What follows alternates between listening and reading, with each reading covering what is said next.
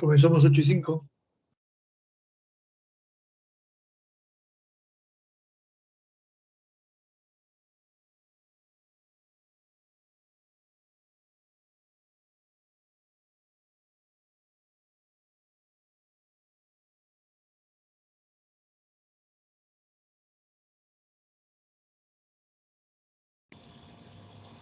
Ya estamos completos, doctor.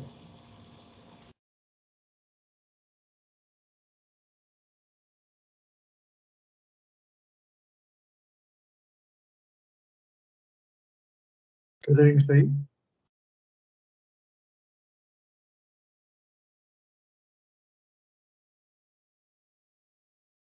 ¿Catherine, estás ahí?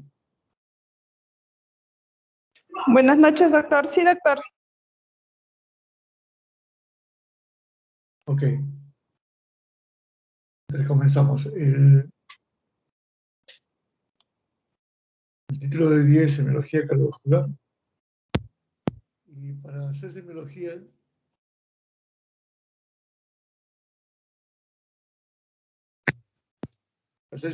tenemos que recordar algunas cosas básicas que les van a parecer muy simples, pero que tenemos que tener presente todo el tiempo. Pero aquí en la pantalla vemos el corazón, ¿no? Aquí cortado, que nos permite recordar que el corazón está dividido en dos lados, desde el punto de vista académico. En el lado derecho, pintado aquí en azul, recordando que la sangre que circula por este lado es sangre no oxigenada o sangre venosa. Y hacia este lado, que es el lado izquierdo, en rojo, recordando que tenemos sangre arterial. Recordemos que el corazón tiene 4 cámaras, las 2 superiores son las aurículas, las 2 inferiores son los ventrículos. La superior, pintada en azul, es la aurícula derecha, que recibe sangre de la vena cava superior, de la vena cava inferior y del seno venoso. También nos recuerda que no se ve bien acá, pero tenemos en el techo de la aurícula derecha, muy cerca de la desembocadura de la vena cava superior, al nodo sinusal. Luego también en la aurícula derecha, al nodo auriculoventricular. Luego viene las de His. Las de His es la única estructura que fisiológicamente o que normalmente pasa el impulso eléctrico desde las aurículas hacia los ventrículos. Este haz de His, en el septo interventricular, se divide en una rama derecha y una rama izquierda, que finalmente se arboriza en la fibra de Purkinje. Recordar que la aurícula izquierda tiene 4 agujeritos, que son las 4 venas pulmonares, 2 del lado derecho y 2 del lado izquierdo. Que las aurículas y los ventrículos se comunican a través de unos orificios. Ustedes pueden contar acá que tiene 3 cúspides, por eso se llama válvula tricúspide. En cambio acá la otra válvula que comunica la aurícula izquierda con el ventrículo izquierdo tiene solamente 2, es una bicúspide llamada también válvula mitral, porque al decir de los antiguos recordaba la mitra, que es el sombrero que utilizan los obispos. De manera externa podemos ver aquí la aurícula derecha, esto correspondería al ventrículo derecho, el ventrículo izquierdo, la aurícula izquierda hacia este lado. Recordemos que hay 2 arterias coronarias, la que sale del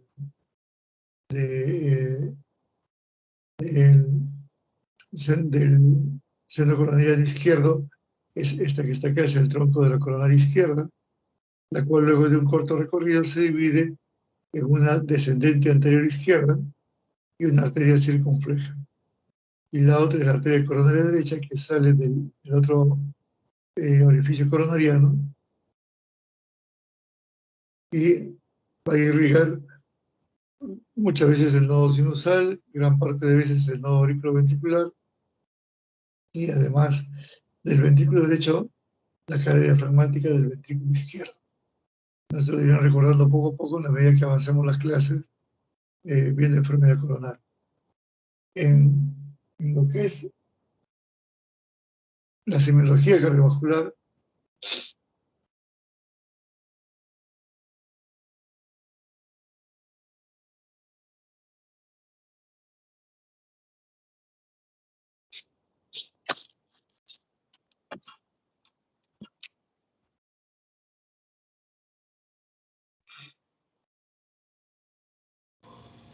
Disculpe, doctor, no se le escucha.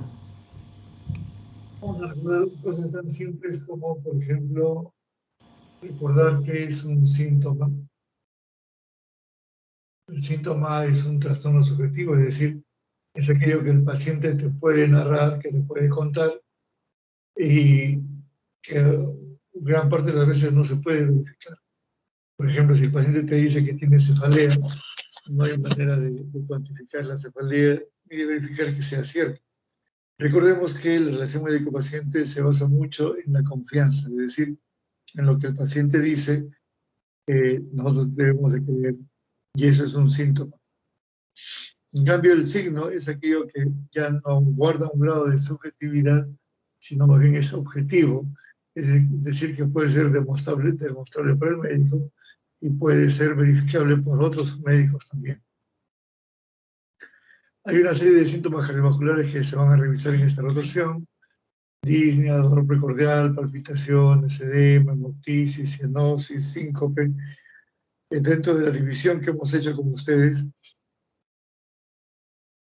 de las presentaciones que van a ver, reconocerán ustedes más de uno que ya ha sido dado como tema para la siguiente charla. Algunas cosas muy simples, luego se tocarán más en extenso en las clases. Disnea es uno de los síntomas más importantes que van a tener ustedes que ver y resolver si corresponde a un problema de índole cardiovascular. Normalmente nosotros respiramos a raíz de 14 a 16 veces por minuto y la respiración no nos da ningún síntoma, incluso pasa completamente inadvertida. Nosotros estamos en este momento respirando y no sentimos ninguna incomodidad. Entonces definimos disnea como la dificultad respiratoria que causa una sensación desagradable. Es decir, nuestra respiración no solamente se hace consciente, sino que además nos crea un gran malestar. También puede ser definida como la sensación de falta de aire o de una respiración difícil. Si lo dividimos por el tiempo, puede ser una disnea aguda, no tiene poco tiempo de evolución, y una disnea crónica cuando la evolución en el tiempo es más larga. De acuerdo a su presentación, también puede ser disnea de esfuerzo, de grandes esfuerzos, de medianos esfuerzos, mínimos esfuerzos y disnea de reposo.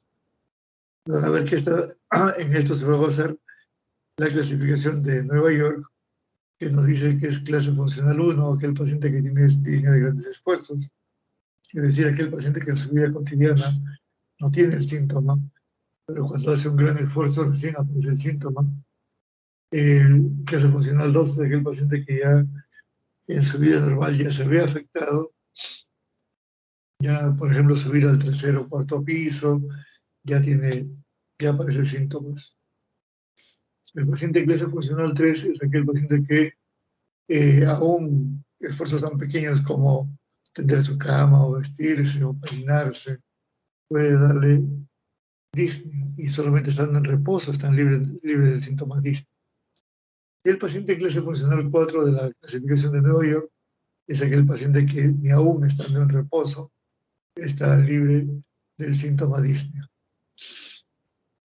La disnea tiene pues una serie de causas. Las más importantes son las causas respiratorias. Por ejemplo, ahora en esta época de coronavirus, las neumonías COVID pueden dar disnea. El asma puede dar disnea. La embolia pulmonar puede dar disnea. Lo que nos trae a esta clase, sobre todo las causas cardiovasculares, la disnea de origen cardíaco, la disnea de origen humoral, cuando hay un aumento del CO2 o una disminución de la presión parcial de oxígeno, y la disnea de origen metabólico, como por ejemplo en los casos de fiebre o de hipertiroidismo. Entonces, ¿qué es lo que ocurre? Que ocurren estímulos en los receptores de la pared torácica y de las vías aéreas. Esos estímulos estimulan los centros respiratorios, los receptores estimulan los nervios respiratorios cerebrales, lo que incrementa la vía respiratoria, y esto hace consciente nuestra respiración. Otro síntoma que vamos a ver con relativa frecuencia, y sobre todo en las unidades de emergencia, es la hemoptisis.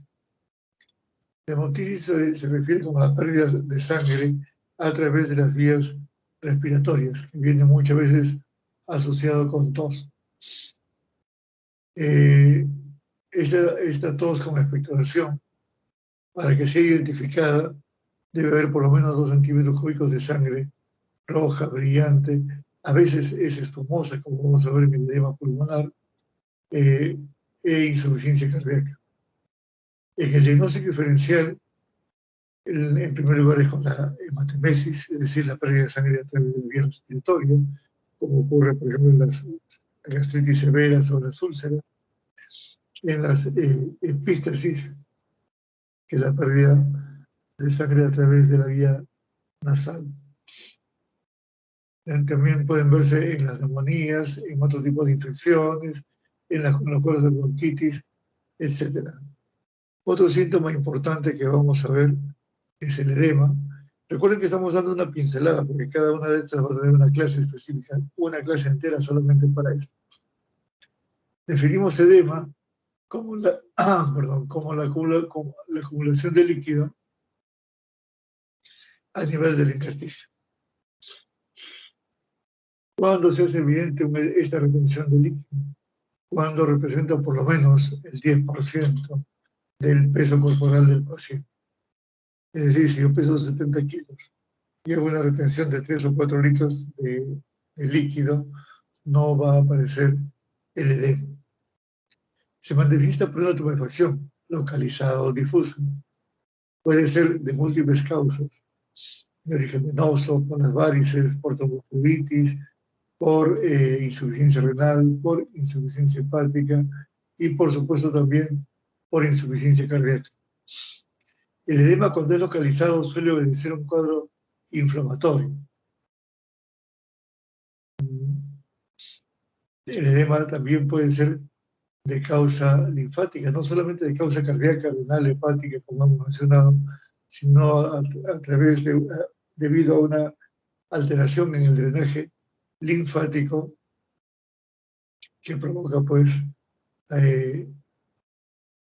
lo que llamamos quilotórax, por ejemplo, cuando esa acumulación ocurre en la pleura o cuando ocurre también en los miembros inferiores. Vamos a ver eso más adelante. Las palpitaciones, así como dijimos que la respiración era completamente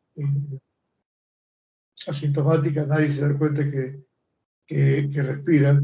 El corazón también late entre 80 y 120.000 veces al día. Normalmente uno no es consciente de la actividad cardíaca. Entonces, la percepción de estos latidos, muchas veces en el tórax, a veces en el cuello, se denomina palpitación. Esto viene ligado con mucha frecuencia a lo que son arritmias, sobre todo las arritmias extrasistólicas, y pueden ser palpitaciones también de reposo como también de esfuerzo. La cianosis. Definimos cianosis como la coloración morada de piel y o mucosas. Ocurre una cianosis generalizada cuando el nivel de hemoglobina reducida, es decir, hemoglobina no oxigenada, es igual o mayor a 5 gramos por 100 centímetros cúbicos de sangre. Normalmente podemos tener valores tan bajos como 2.5 o 3 gramos de hemoglobina reducida. Definimos síncope como la pérdida transitoria de la conciencia, acompañado de pérdida postural de corta duración, generalmente dura menos de 60 segundos. Es reversible, es decir, el paciente recupera la conciencia y lo hace ad íntegro, es decir, el paciente recupera y se conecta de inmediato. Y esos son datos importantes para diferenciarlo muchas veces de lo que es un cuadro de epilepsia, sobre todo la de tipo pequeño mal que es lo que las confunde. Entonces definimos el síncope como la pérdida transitoria y súbita de la conciencia, de corta duración, irreversible. Y reversible, no irreversible, y espacio reversible, que viene acompañado de pérdida postural, es decir, el paciente cae al suelo.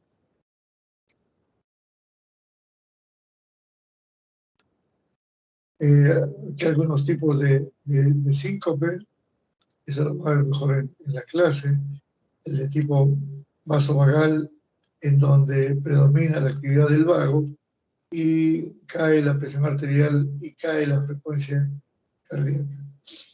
Entonces, al caer la presión arterial, disminuye la perfusión cerebral y esto ocasiona pues el síncope. El síncope cardíaco.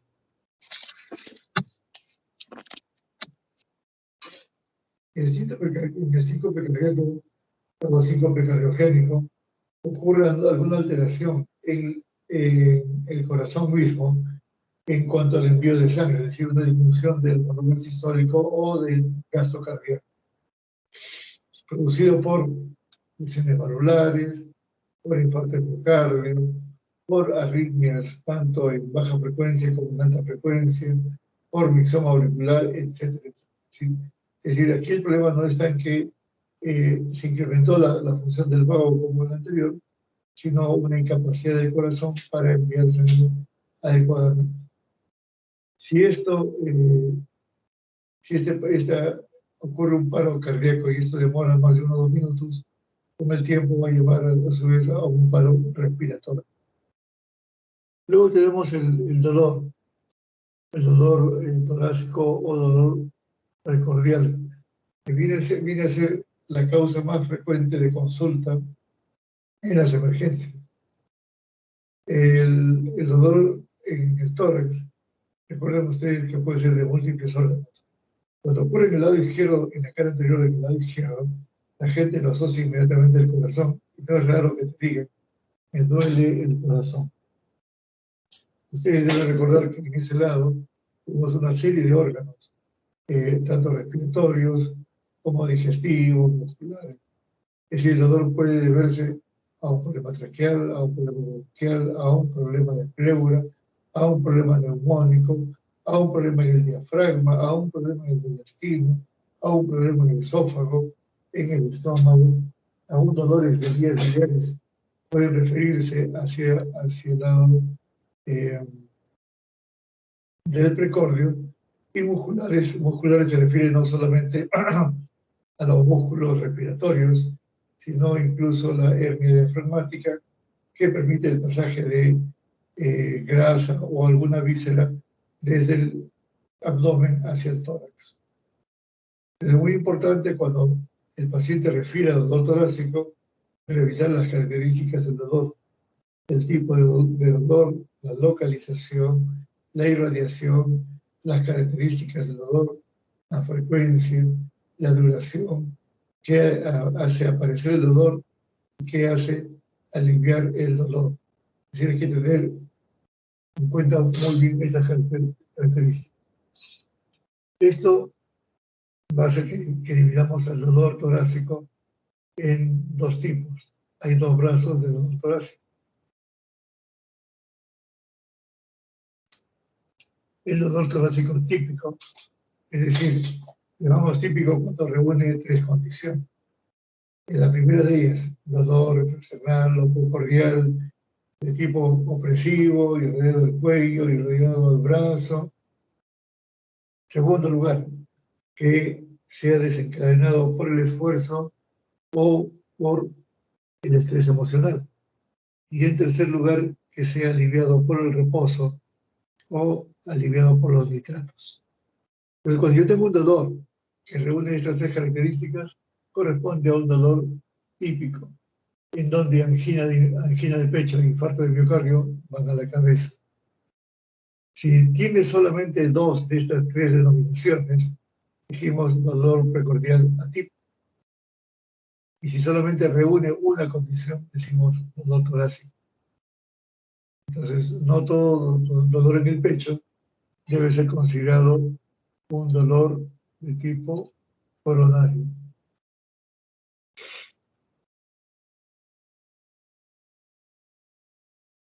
Muy bien. Entonces, el dolor de angina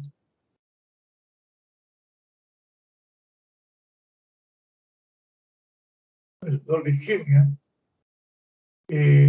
cuando llega con esas características del paciente, esas tres que hemos mencionado, pues tenemos que descartar siempre las patologías que son potencialmente letales, o sea, las que podrían matar al paciente. ¿Cuáles son estas? La angina de pecho,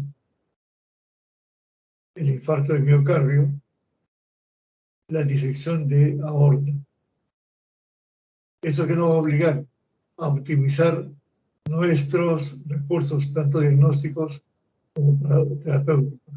Esto tiene una serie de implicancias de orden médico, porque vamos a cometer errores en el diagnóstico, de índole económico, por la cantidad de pruebas que se pueden hacer y el gasto que se va a hacer, incluso de índole legal, porque si estamos errando ese mal diagnóstico, pues si el paciente muere, tengan por seguro que van a ir ustedes a juicio, y no solamente pueden perder la licencia de médico, sino además pueden perder la libertad.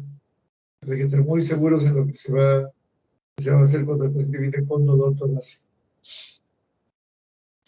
Muy bien, entramos ahora de lleno, hecha esta introducción a lo que es el examen clínico semiológico.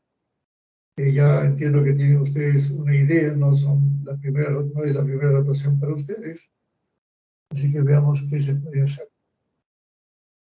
Recordemos que va a influenciar en el examen semiológico las condiciones ambientales, tanto como lo que es la privacidad del paciente. Por ejemplo, para examinar a un paciente en lo posible hay que descubrirlo. Si no tenemos un ambiente adecuado o la temperatura no es adecuada, por ejemplo, examinar a un paciente en esta época de invierno y descubrirlo, va a provocar frío.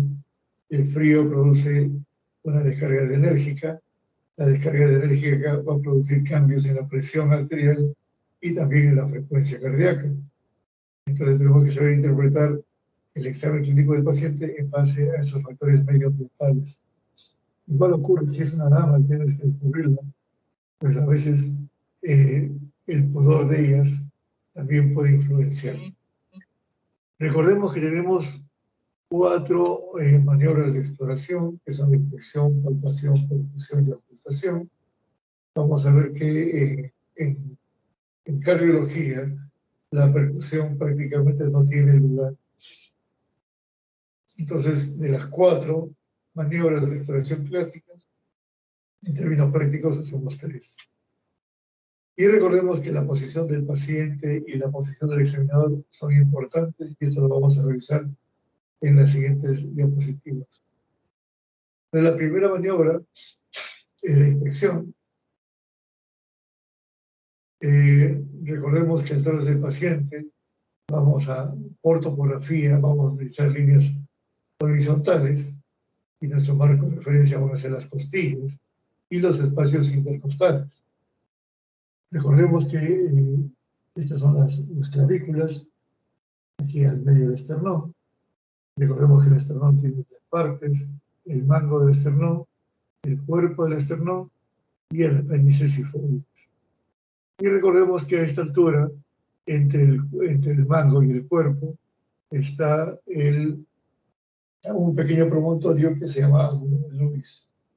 ¿Para qué nos sirve el ángulo de Lewis? Nos sirve como punto de referencia porque al costadito del ángulo de Lewis, en este espacio, ya podemos contabilizar el segundo espacio intercostal.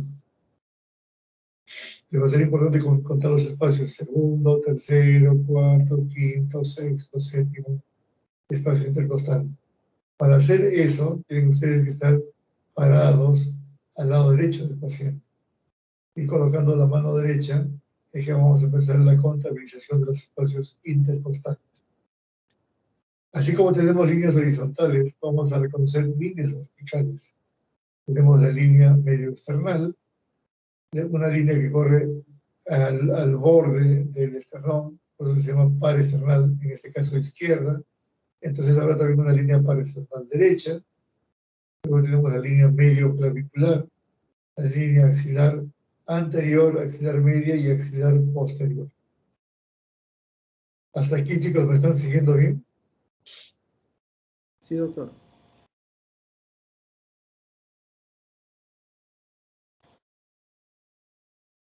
Chicos, estoy preguntando si me están siguiendo. Sí, doctor. Sí, doctor. Muy bien. Entonces, comencemos con la inspección, que es lo primero que hacemos. Y la inspección no comienza solamente con la inspección del tórax, sino en general ver la fascia del paciente y alguna fascia característica. Por ejemplo, si yo reconozco a un paciente como trisomía 21, es decir, síndrome de Down, pues ya el solo hecho de ver que es un síndrome de Down me hace pensar que viene asociado a una serie de cardiopatías, sobre todo a la comunicación interventricular. Si tengo un paciente que tiene un fenotipo alto, delgado, con extremidades largas, con dedos largos, es decir, estoy hablando de un Marfan. Entonces, recordaré que los síntomas de Marfan vienen ligados a patología tanto de la válvula aórtica como del callado de la aorta. Y así por el estilo. Veré la coloración en la inspección tanto de la conjuntiva como de los labios y la nariz. Así, si tenemos, por ejemplo, una fascia mitral, poder pensar en estenosis mitral de solo verle el color del rostro del paciente. Es un color rosado cianótico que vamos a ver en la raíz de la nariz, en los pómulos y en el mentón también. Podemos ver si el signo de Muset, es decir, en el signo de Muset vamos a ver cómo la cabeza se mueve, o a veces si el paciente cruza las piernas y las piernas se mueven al ritmo de los latidos.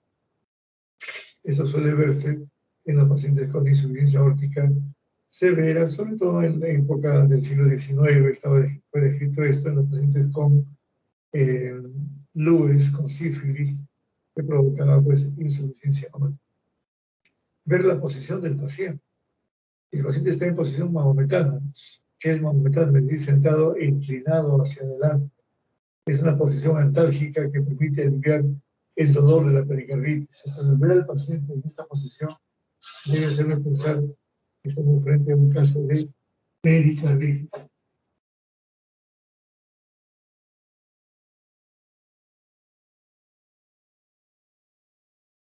Vamos avanzando un poquito más. También podemos observar cómo respira el paciente.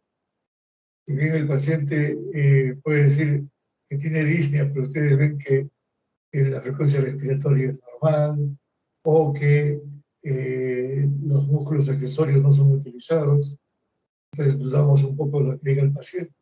O al revés, de repente el paciente no se percata que está disneico y ustedes solamente como observarlo pueden ver la dificultad del paciente para respirar. La presencia de dedos hipocráticos, o llamados también dedos en palillos de tambor, que nos hablan de alguna patología crónica, tanto respiratoria como cardiovascular, deformidades en la pared torácica, y a veces podemos observar el choque de punto. Como ya hemos visto el tórax, a veces colocamos al paciente en decúbito dorsal y podemos ver con facilidad el movimiento del corazón. ¿Cómo son los dedos del palillo de tambor? Aquí he tenido oportunidad de estar en la banda del colegio o de repente tocan el tambor, van a ver que los palitos con los que se toca el tambor son delgados y tienen una cabecita un poquito más gruesa. Esto se llama dedos en palillo de tambor y por esas formas decimos dedos hipocráticos. Estos dedos hipocráticos vienen acompañados con lo que se llama uñas en vidrio de reloj. Claro, recordemos que esta semiología es antigua. Y si ustedes recuerdan los relojes de los abuelos, recordarán que la luna en los relojes actualmente son planas, pero en esa época eran convexas. Entonces, el encontrar una uña convexa, que no es la forma normal de la uña, se llaman uñas en vidrio de reloj. Entonces, vuelvo a repetir, estos dedos hipocráticos llevan las uñas en vidrio del reloj, llevan un engrosamiento de la falange distal de los dedos y un adelgazamiento de las otras falanges. Esos se llaman dedos hipocráticos y se suelen ver en patologías respiratorias crónicas o en cardiopatías crónicas también. Luego de la inspección pasamos al siguiente tema, que es la palpación. La palpación lo hacemos de manera natural en la posición del cúbito supino o del cúbito dorsal o, como decimos criolmente, boca arriba. Y cuando no nos basta o no nos satisface esta posición, colocamos al paciente de cúbito lateral izquierdo y esa posición se denomina de pachón. ¿Qué es lo que buscamos con la palpación? Ubicar el choque de punta. Fíjense ustedes, el examinador está aquí al lado derecho, como les mencioné. Se coloca la palma de la mano en la manera como está acá. Esta región, en la región no dorsal sino ventral, es lo que llamamos el talón de la mano. Se coloca prácticamente sobre la región esternal y extendemos la mano y los dedos por debajo de la mamila. Aquí en los varones es fácil. ¿Por qué? Porque las mamas son pequeñitas. Pero en el caso de las damas hay que tener mucho cuidado en la palpación.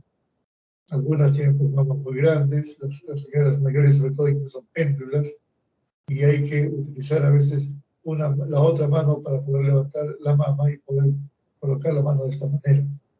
En lo personal, lo que yo hago es, le pido a la paciente que con la mano derecha levante la mama para que yo pueda colocar esta mano. ¿Y esto es por qué? Y esto me lleva a otro punto. Cuando examine con un paciente, sobre todo a una paciente, debe haber una dama presente. Idealmente, cada médico debería trabajar con una técnica, pero a veces las pobrezas de los hospitales impiden eso. Entonces, cuando estén ustedes que tengan que examinar y palpar a una paciente, permitan que pase un familiar del paciente, de preferencia de sexo femenino, o una compañera de ustedes se quede al costado para evitar suspicacias. Ya alguna vez algún médico ha sido acusado de manoseo, cuando en realidad estamos haciendo nuestro trabajo, porque el paciente debe estar en esta posición.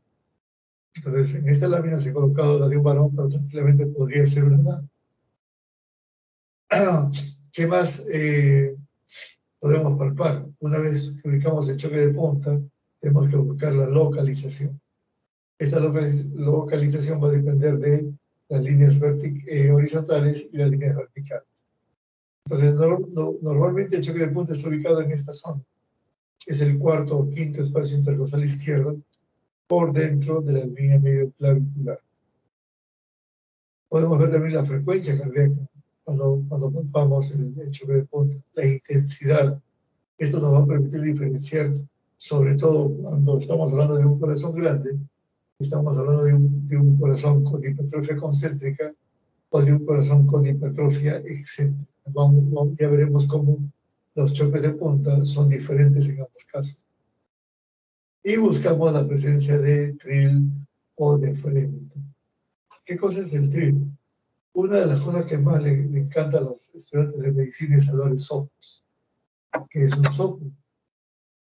Normalmente la sangre dentro del corazón y dentro de los vasos corre a una velocidad de alrededor de 1 metro por segundo en un flujo que llamamos flujo laminar.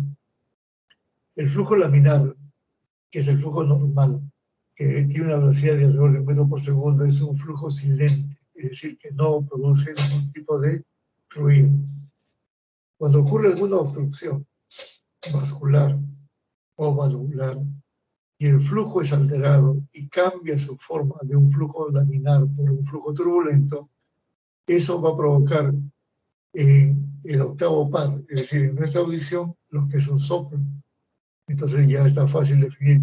Un soplo no es sino la ocultación de un flujo turbulento. Pero cuando no ocultamos, sino cuando palpamos ese flujo turbulento, ese se denomina tril o frémito.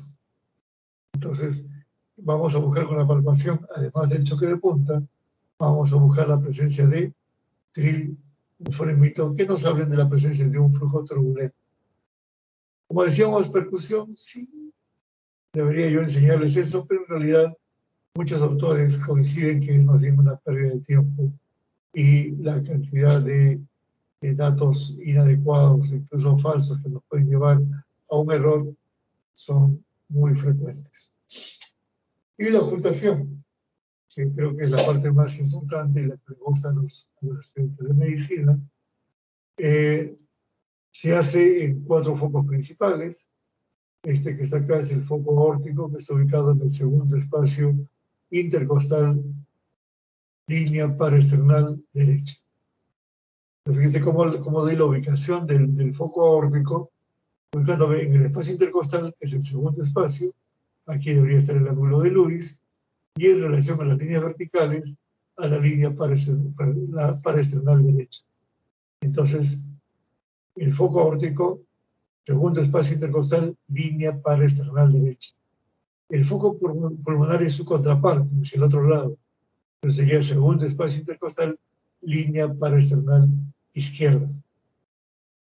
El tercer foco de importancia es el foco tricuspide. Está ubicado en el cuarto espacio intercostal, línea paraesternal derecha, y el foco mitral, ubicado en el cuarto o quinto espacio, es decir, donde está la punta, por dentro de la línea medio clavicular. Pero que hay uno más, sí, acá hay un foco más, que es ya el llamado foco accesorio aórtico, que está ubicado entre el foco pulmonar y el foco tricuspide. En la semiología antigua, vamos a ver si puedo...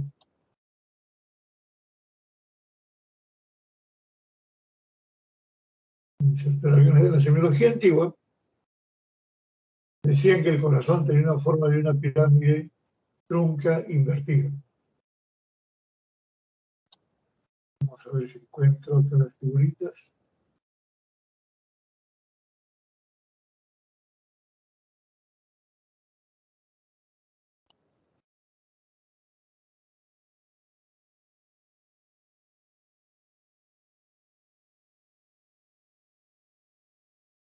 Ok.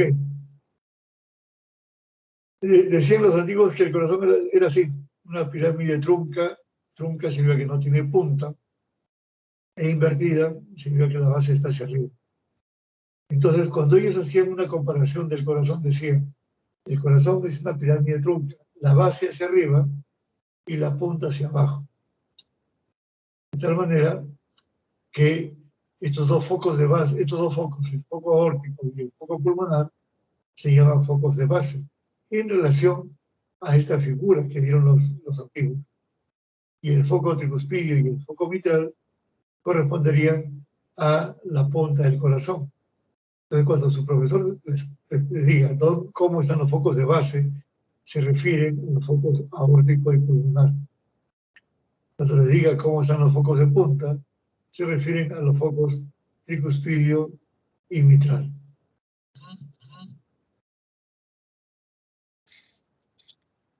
Eso también nos permite recordar que cuando yo quiero ver y evaluar la calidad del segundo ruido cardíaco, deberé recordar que el segundo ruido cardíaco está producido por el cierre de las válvulas aórtica y la válvula pulmonar. Entonces, cuando yo quiero evaluar cómo está el segundo ruido cardíaco, ¿a dónde voy a ir? Voy a ir hacia los focos de base.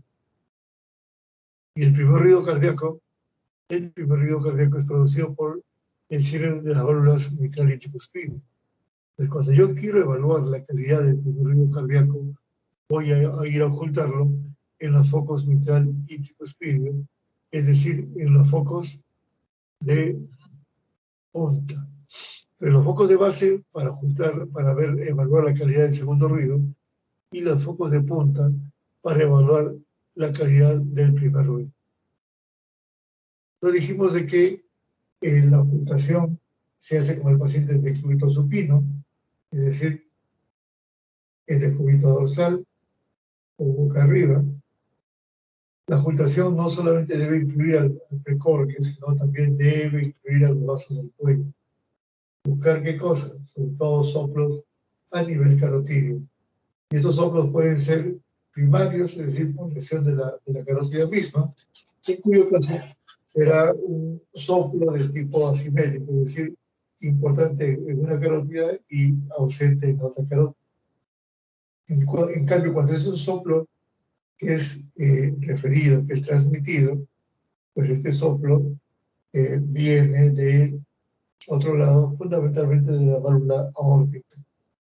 Los 4 focos básicos de ocultación son los que ya hemos mencionado: el foco aórtico, el foco pulmonar, el foco mitral y el foco tricuspide.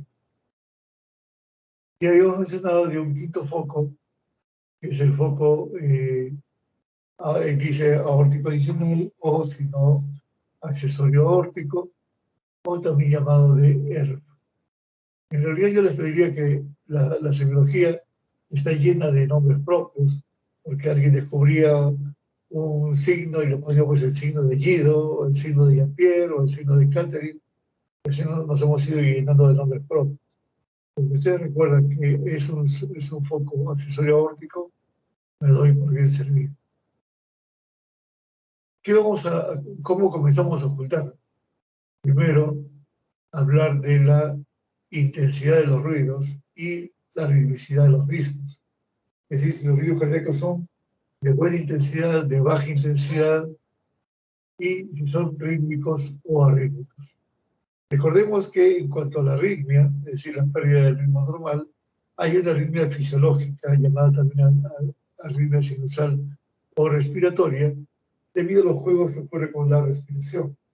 Cuando nosotros inspiramos, la frecuencia cardíaca aumenta un poquito, y cuando expiramos, la frecuencia cardíaca disminuye.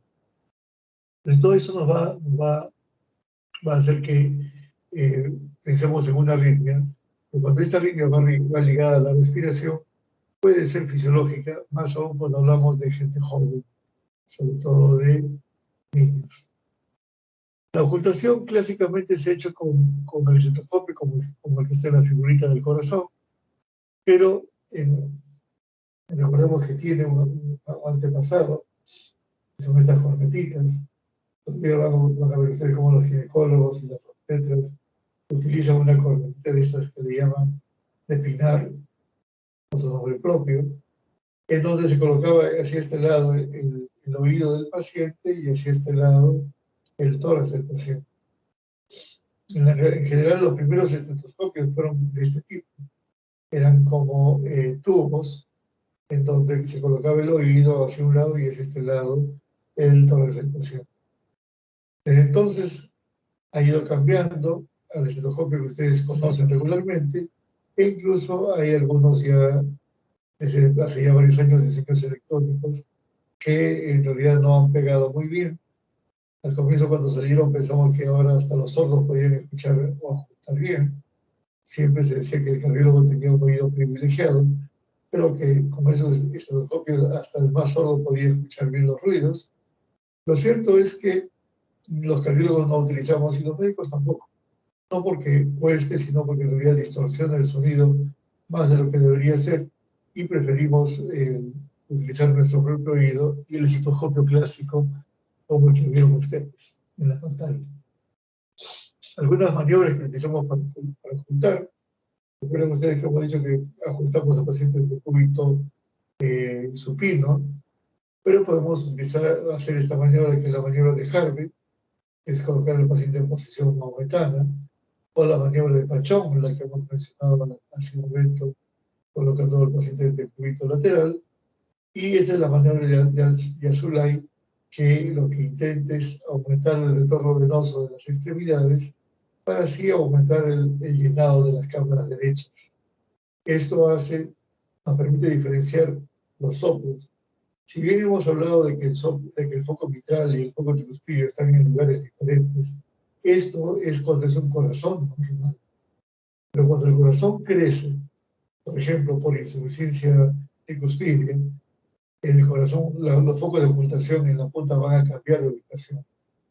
Entonces, a veces tendremos problemas de saber si el soplo que estamos ocultando es un soplo mitral o tricuspide. Entonces, una de las maniobras que podemos utilizar es la maniobra de Azulay, en donde hacemos esto que están ustedes viendo, levantamos las 4 extremidades, a veces hacemos solamente las 2, a veces cuando el paciente no puede, tenemos un ayudante que levanta las piernas del paciente, esto aumenta el retorno venoso, al aumentar el retorno venoso aumenta el llenado del ventrículo derecho, y si hay soplos de insuficiencia mitral, el soplo va a aumentar de intensidad. Como verán ustedes, la maniobra de Pachón no solamente es para la palpación, sino también es para la ocultación de nuestro paciente. Recordaremos los focos de ocultación, el foco órtico, segundo espacio intercostal izquierdo, línea personal, el foco pulmonar en el lado, perdón, este es en el lado derecho, este es en el lado izquierdo, el foco tricuspidio, en el tercero cuarto espacio intercostal izquierdo, línea personal izquierda, el foco mitral en el cuarto o quinto espacio por dentro de la línea medio clavicular. Hay un área externo-clavicular, es decir, entre el esternón y la clavícula, donde buscamos sobre todo los soplos del ductus arterioso.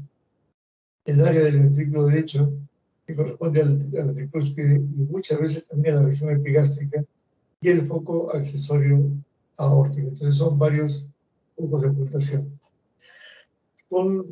Hagamos un recuerdo muy rápido del ciclo cardíaco. Dijimos que el primer ruido cardíaco está producido por el cierre de las válvulas mitral y tricúspide, que van en ese orden. Primero se cierra la válvula mitral, luego se cierra la válvula tricúspide, pero con una separación muy corta, de 0.14 segundos, que en realidad hace que suene como si fuera solamente un ruido. Entonces, el primer ruido cardíaco está producido por el cierre de las válvulas mitral y tricúspide en ese orden, y la onomatopeya, es decir, cómo suena, es do. Hay una serie de factores que van a producir, que tienen que ver con la intensidad del ruido cardíaco. Cuando el ventrículo es fuerte y enérgico, va a producir un buen primer ruido.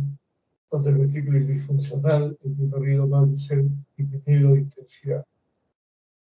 El factor arterial va a depender mucho de cómo está la presión a nivel de la aorta o de la pulmonar, de cómo está el llenado auricular, si está en ritmo sinusal o no lo está. Todo esto tiene que ver con la intensidad del primer ruido. Entonces, ¿de qué va a depender el primer ruido? Del estado de los velos, tanto de la mitral como de la tricúspide. Va a depender de la fuerza de contracción del ventrículo izquierdo o derecho, según sea el caso. Va a depender de la presión y el estado de las arterias, tanto aórtica como pulmonar, y si hay o no actividad auricular. El segundo ruido tiene un origen parecido, es producido ya no por el cierre de las válvulas mitral y tricúspide, sino por el cierre de las válvulas aórtica y pulmonar en ese mismo orden. La separación también es parecida. La anterior era de 0.14 segundos, aquí es 0.11 segundos, de tal suerte que nuestro oído no puede diferenciar esa separación, ese espacio es muy corto para nuestro oído y nos suena como si fuera un solo ruido. Su onomatopeya es no. Entonces, cuando yo quiero imitar los ruidos cardíacos sería nom nom, nom nom, nom nom. Algunos dicen don't tap, es decir, va a depender mucho de qué lean ustedes. Recordemos que el espacio entre el primer ruido cardíaco y el segundo ruido cardíaco representa la sístole, y el espacio entre el segundo ruido cardíaco y el primer ruido cardíaco del siguiente ciclo corresponde al ciclo diastólico. Si hay un primer ruido y hay un segundo ruido, entonces debe haber un tercer ruido. Entonces hablemos un poquito del tercer ruido. ¿Se produce después del segundo? Sí, va en ese orden, primero, segundo, luego viene el tercero. Entonces, ¿en qué momento del ciclo cardíaco ocurre? En la fase de llenado rápido. Recuerden ustedes que después de que se cierran las válvulas aórtica y pulmonar, segundo ruido, ocurre un tiempo de relajación, en donde las válvulas auriculoventriculares y las ventrículos oculares están cerradas, y eso se llama periodo de relajación isovolumétrica. Luego viene la fase de llenado rápido. Es en esta fase de llenado rápido, la primera fase de llenado ventricular, que ocurre el tercer ruido. Al ocurrir el llenado rápido, la sangre que pasa de las aurículas a los ventrículos hace retumbar la pared ventricular. Este retumbo de la pared ventricular es lo que ocasiona el tercer ruido, que puede ser completamente fisiológico en gente sana, sobre todo en los deportistas, pero cuando ya lo ocultamos en gente mayor, ya eso debe ser considerado patológico. El cuarto ruido es más bien casi siempre patológico y se oculta antes del primer ruido, o sea, no al comienzo de la diástole como era el ruido cardíaco, sino al final de la diástole. Y esto que ocurre en este momento, recordemos que el llenado del ventrículo tiene tres fases: la fase de llenado rápido, que es donde ocurre el tercer ruido, la fase de llenado lento, que es casi un silencio, y la fase de contracción auricular, que es la última fase del llenado cardíaco, que es donde se genera el cuarto ruido. Lo vemos acá en las figuritas, es más fácil. Comienza el ciclo 1, primer ruido, segundo ruido, tercer ruido,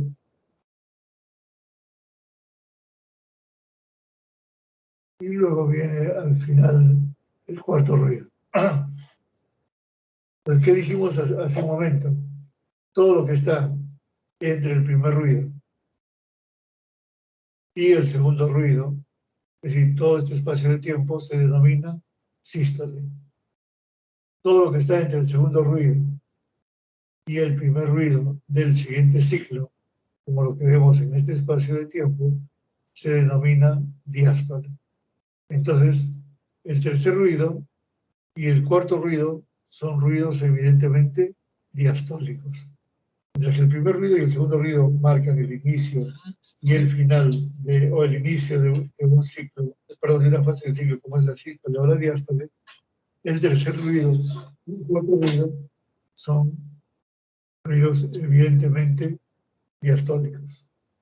Algunas patologías, podemos observar el desdoblamiento del primer ruido. Hemos dicho que el primer ruido es producido por el cierre de la mitral y de la tricúspide con una separación muy pequeña. ¿Puede ocurrir desdoblamiento? Sí.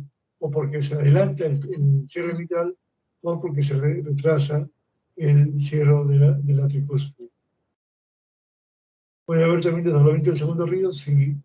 Ya hemos visto que puede haber un desdoblamiento fisiológico y que también puede ocurrir porque se adelanta la aorta o porque se retrasa la pulmonar. Simplemente recuerden eso, porque eso lo van a ver en extenso cuando hagan más patologías. Recuerden que lo que estamos haciendo hoy día es una pincelada para que tengan una idea de lo que queremos buscar y qué queremos buscar. Entonces, fíjense ustedes cómo en la inspiración, al aumentar el retorno venoso, al llegar más sangre al ventrículo derecho, el ventrículo derecho va a demorar más en inyectar. Como se demora más en inyectar, la pulmonar se aleja de la aorta en su cierre y se escucha como un segundo ruido desdoblado en la inspiración. En cambio, en la expiración desaparece ese detalle y el cierre de la aorta y la pulmonar suenan como si fuera uno solo. Entonces, escuchar un desdoblamiento del segundo ruido solamente en la inspiración y que desaparece en la expiración debe ser considerado como un soplo fisiológico. Comparamos el desdoblamiento fisiológico del segundo ruido. Y ya me estoy adelantando a la última parte de la clase, que son los soplos. Antes de seguir acá, ¿tienen alguna pregunta, chicos? Ya tenemos una hora y no sé si están presentes, si están cansados. Está avanzando un poquito rápido, doctor, me parece. No los escucho. Bueno, mi opinión es que me parece que está avanzando un poquito rápido.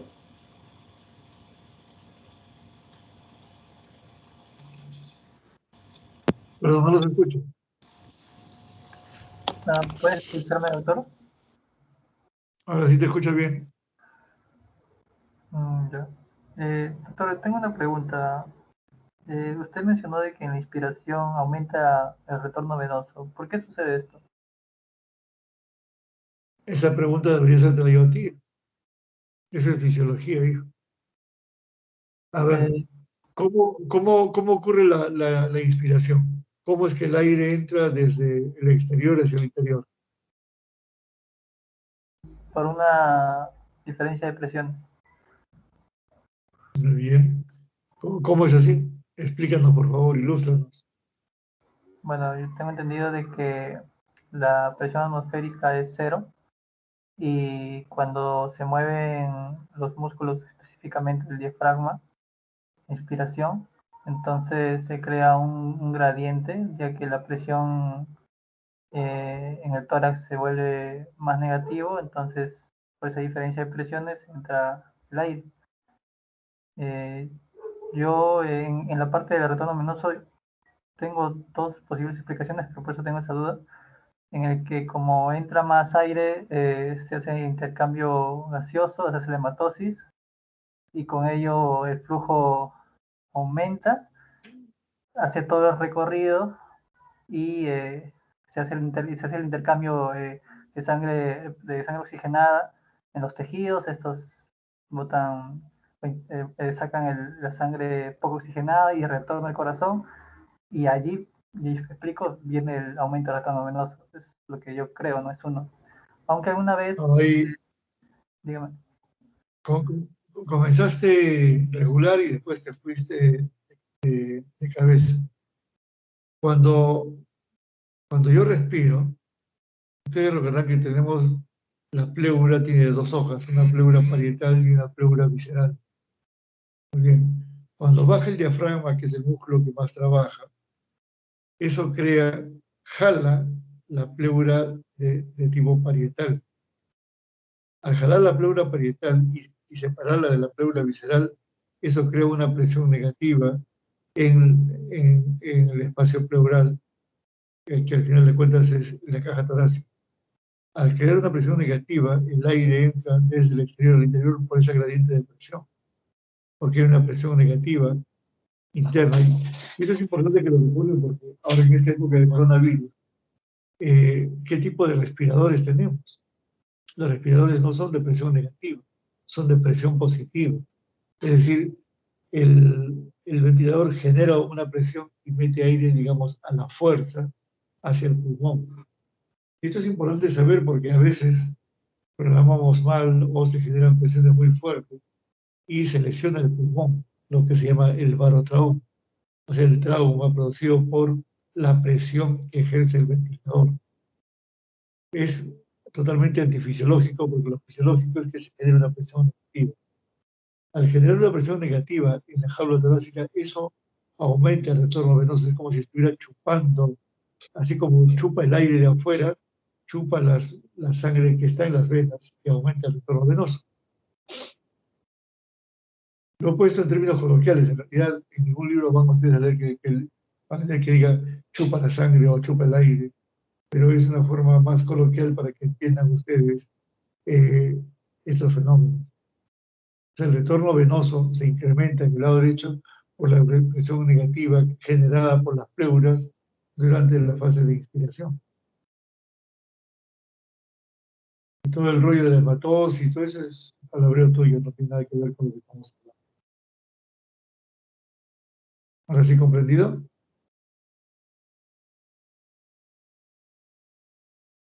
Jean-Pierre.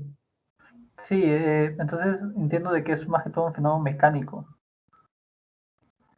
Claro. Yo te pediría, o a ustedes, que se remitan a sus libros de fisiología para que lean todo eso. Eso lo enseñaron a ustedes en fisiología. Lo que estamos haciendo es un pequeño recuerdo nada.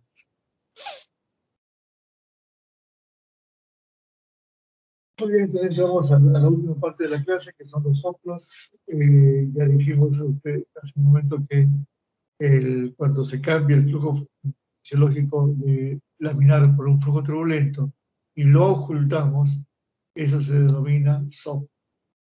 El soplo puede ubicarse tanto en sístole como en diástole, a veces en sístole y en diástole. ¿Qué debemos buscar? ¿En qué fase del ciclo cardíaco está? ¿En dónde está localizado? La localización casi siempre, aunque no siempre, coincide con el origen. Es decir, un soplo que yo oculto en el foco mitral, lo más probable es que sea un soplo por alteración de la válvula mitral. Si yo oculto un soplo en el foco pulmonar, lo más probable es que se deba a una alteración de la válvula pulmonar, pero esto no siempre es así. ¿Qué debemos ver? Debemos ver también la irradiación. La irradiación del soplo sigue la columna de sangre. Por ejemplo, un soplo aórtico va a irradiarse hacia el cuello o puede irradiarse hacia la espalda. Un soplo mitral va a ir hacia la axila, etc.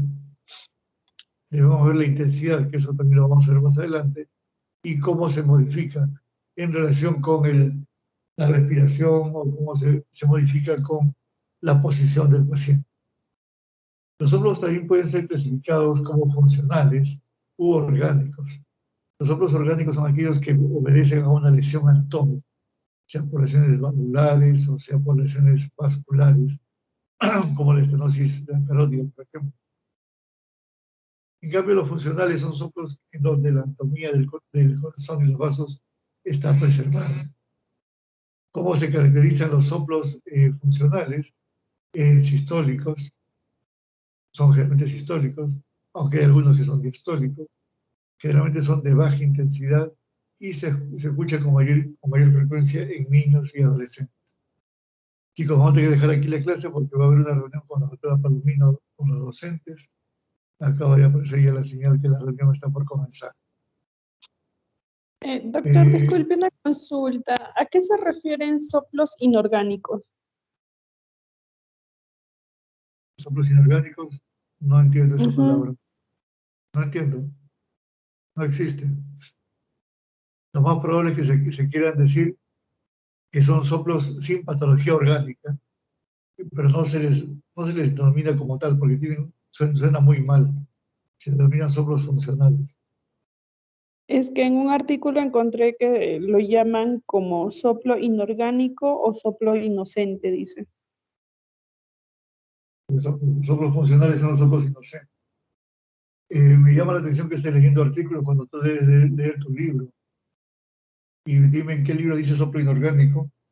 Y si ya te dieron la similitud o la sinonimia, que es soplo funcional o soplo inocente, es lo que estamos hablando. Pero comúnmente no lo llamamos inorgánico. Ah, ya, ok, doctor.